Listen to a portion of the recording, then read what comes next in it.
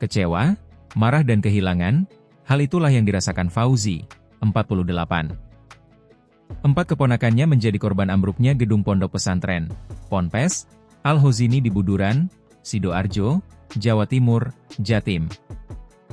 Fauzi dan keluarganya berduka. Ia pun mengaku tidak bisa tinggal diam.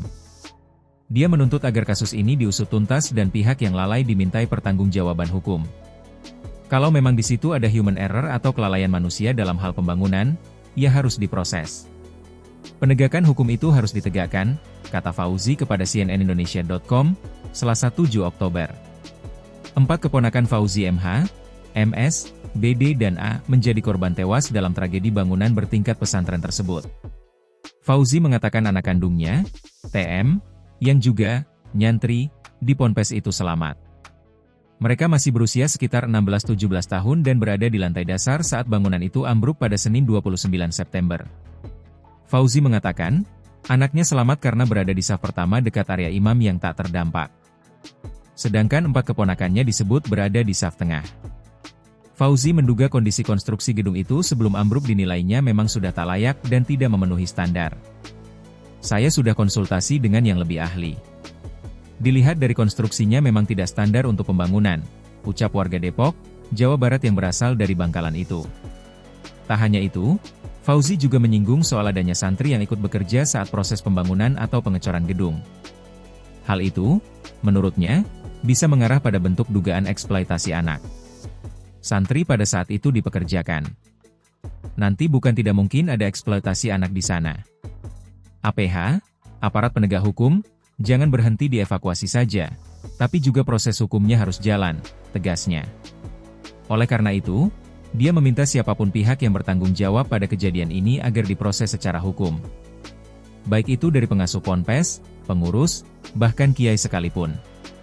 Bagi Fauzi, tanggung jawab hukum tidak boleh berhenti hanya karena status sosial seseorang.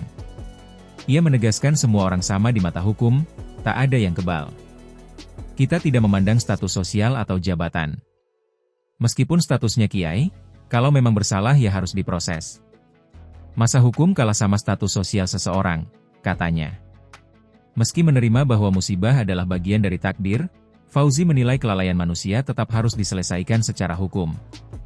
Sebab ia hanya ingin tragedi serupa tidak terulang dan kasus ini menjadi pelajaran bagi pesantren lainnya. Kalau masalah ikhlas, benar kita ikhlas, itu namanya takdir. Tapi kalau kelalaian, ia harus diproses. Hukum harus ditegakkan, supaya ke depan adik-adik kita bisa belajar dengan aman, ujarnya. Menurutnya sebagian wali santri enggan menuntut karena faktor budaya menghormati kiai. Karena itu Fauzi juga meminta publik ikut mengawal jalannya proses hukum ini bersama. Banyak wali murid tidak ingin melanjutkan, karena kultur kami itu hormat sekali kepada guru. Tapi menurut saya pribadi, meskipun siapapun itu, kalau ada kelalaian dan ada dasar hukum, ia harus diproses, kata Fauzi. Saat ini, Fauzi dan keluarga sedang menunggu proses jenazah keempat keponakannya itu selesai diidentifikasi di RS Bayangkara Polda Jatim, Surabaya. Di sisi lain seorang keluarga korban lainnya, Muhammad Maruf, 50, yang merupakan ayah dari santri MA, 13, menganggap apa yang dialami anaknya ini sebagai kehendak atau takdir Tuhan. Kami nitipkan di pondok ini dengan tujuan, satu agar anak kami kenal dengan Tuhannya, dua kami pasrah dengan guru kami yang ada di sini. Andaikan ada kejadian yang tidak diinginkan itu semua takdir dan kami siap menerima adanya, kata Maruf. Senada, pengasuh pondok pesantren Al-Hozini, Buduran, Sidoarjo, KH Abdus Salam Mujib mengatakan kejadian yang menewaskan puluhan santri ini adalah takdir dari Tuhan.